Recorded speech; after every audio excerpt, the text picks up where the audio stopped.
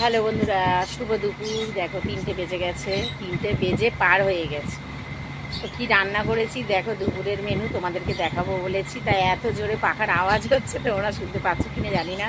তো দেখো কি রান্না করেছি তোমাদেরকে দেখাচ্ছি।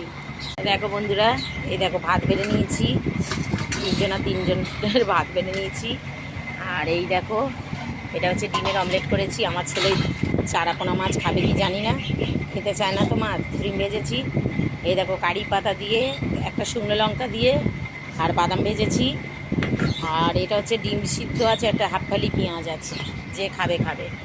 আর এই দেখো কালকেকার পটল ভাজা। কালকেকার পটল ভাজাগুলো চেয়ার এরম হয়ে গেছে কেন গো কি মা?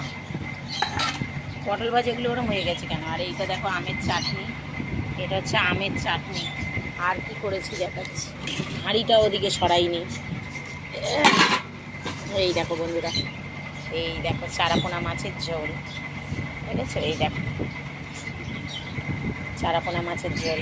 আমি কাঁচা লঙ্কারই রান্না করি, শুকনো লঙ্কা কোনো কিছু দিই না, আমি কাঁচা লঙ্কায় রান্না করি। দেখো বন্ধুরা, তাই তো কালারটা দেখো কত সুন্দর।